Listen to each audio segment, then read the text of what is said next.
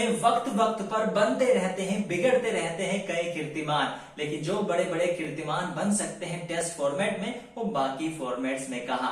और आपको तो पता ही है कि क्रिकेट एक खेल है साझेदारी का, भले ही बल्लेबाजी में हो या फिर गेंदबाजी में ही क्यों ना हो। इसीलिए इस वीडियो में हम लाए हैं टेस्ट फॉर्मेट में भारतीय बल्लेबाजों द्वारा किए गए सबसे बड़े साझेदारी के कुछ कीर्तिमान। तो चलिए वीडियो शुरू करते हैं।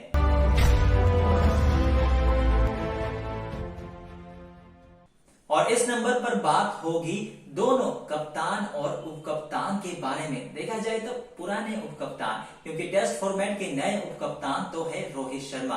आपको पता लग ही गया होगा कि मैं बात कर रहा हूं विराट कोहली और अजिंक्य रहाणे के बारे में। और इन दो खिलाड़ियों के बीच में जो आया था साझेदारी, वो था न्यूजीलैंड के खिलाफ 2016 में, जब खेला गया था तीसरा और आखिरी टेस्ट मैच इंदौर में। और यहाँ पे जो साझेदारी हमको देखने को मिली थी वो था, बताते हैं जरूर, लेकिन थोड़ा सा अनुमान आप भी लगाइए कि जब भारत के पारी में साझेदारी करते वक्त योगदान था विराट कोहली का 211 का और अजिंक्य रहाणे का 188 का, तो कितना हो सकता है साझेदारी।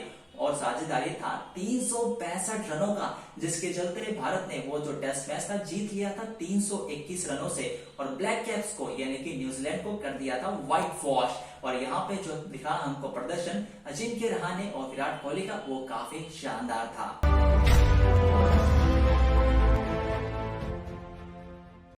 इस साझेदारी में जहां धो दिया था, तो वहीं पे भारत ने धो दिया था कंगारुओं को सीरीज में भी, और 4 मैचों की टेस्ट सीरीज को 4-0 से व्हाइट वॉश कर दिया था। लगता है कंगारू काफी गंदे हो गए थे।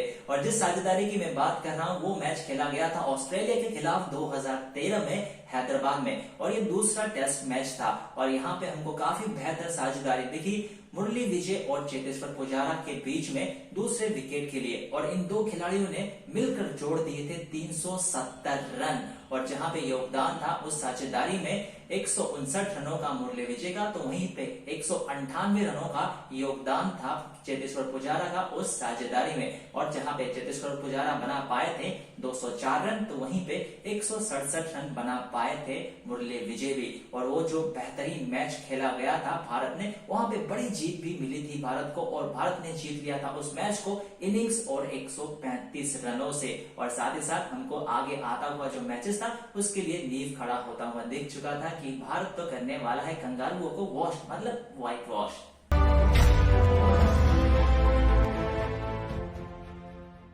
अगर आप हैं भारतीय क्रिकेट फैन, तो आपको जरूर पता होगा इस एपिक मैच और साझेदारी के बारे में, जो आया था वीवीएस लक्ष्मण और राहुल द्रविड़ के बीच में। 2001 में वो मैच खेला गया था ऑस्ट्रेलिया के खिलाफ कोलकाता में, दूसरा वो टेस्ट मैच, और काफी ज्यादा अहम था। तब दबदबा हमको काफी ज्यादा दिखता था ऑस्ट्रेलिया का, और इस सीरीज में भी दिख रहा था, क्योंकि पहला टेस्ट मैच भारत हार चुकी थी और ये दूसरा टेस्ट मैच भी हारने के कगार पे थी, क्योंकि पहले इनिंग्स में भारत नहीं बचा पाया था फॉलो ऑन को, जिसके चलते उनको लगातार बल्लेबाजी करनी पड़ी थी। और ये दो बल्लेबाजों ने इतना शानदार प्रदर्शन दिखाया कि भारत ने नहीं गंवाया था एक भी विकेट चौथे दिन में। और साझेदारी हो गई थी इन दो खिलाड़ियों के बीच में 376 रनों की, जहां पे योगदान था भारत की उस पारी में वीवीएस लक्ष्मण की तरफ से 281 रनों का, और भारत की तरफ से वो सबसे बड़ा स्कोर था टेस्ट फॉर्मेट में तब। और वहीं पे 180 रनों का योगदान हमको दिखा राहुल द्रविड़ की तरफ से भी।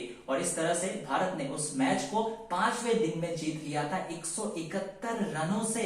और वहां पे विनिंग स्ट्रीक भी तोड़ते हुए दिखे थे हमको ऑस्ट्रेलिया का, क्योंकि ऑस्ट्रेलिया लगातार 16 जीत के साथ आ रही थी ये 17वां जीत दर्ज करने के लिए, लेकिन भारत के ये दो वीर ने होने नहीं दिया। और वहीं पे भारत ने तीसरा और जो आखिरी टेस्ट मैच था उसको भी जीत लिया था, और इसी के साथ जीत लिया था टेस्ट सीरीज को भी।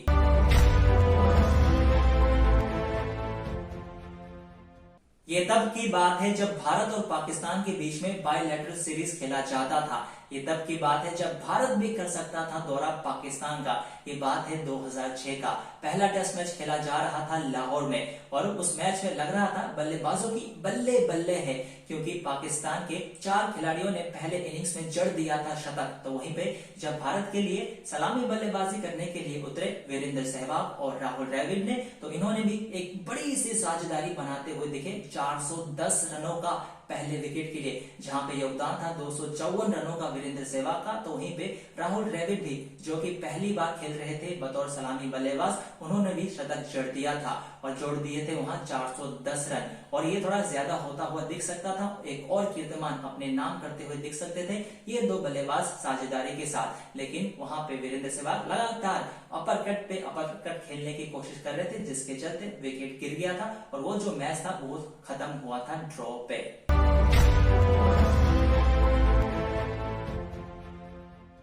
तो मैं कह रहा था कि शानदार मौका था रिकॉर्ड तोड़ने का वीरेंद्र सहवाग और राहुल द्रविड़ के पास, भारत के लिए टेस्ट फॉर्मेट में सबसे बड़ा साझेदारी करने का।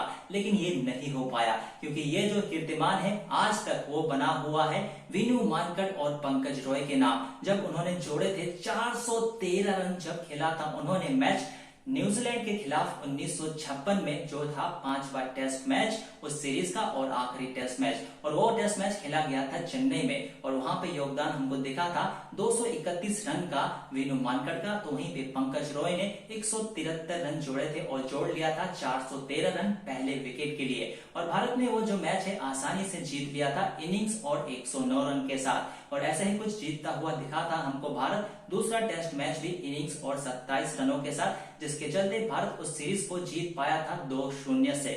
और अगर आप जानना चाहते हैं कि टेस्ट फॉर्मेट में कौन से दो ऐसे खिलाड़ी हैं जिन्होंने सबसे बड़ा किया है कीर्तिमान साझेदारी करने का, तो आपको बता दूं कि उसमें नाम नजर आते हैं श्रीलंका के कुमार संगकारा और जयवर्धने, जिन्होंने ये कीर्तिमान हासिल किया था साउथ अफ्रीका के खिलाफ 2006 में कोलंबो में, जब उन्होंने जोड़ा था 624 रन। तो ये कुछ शानदार आपको पता चला ना रिकॉर्ड्स, जहां पे भारत की तरफ से हमको दिखा काफी शानदार बल्लेबाजी और साझेदारी।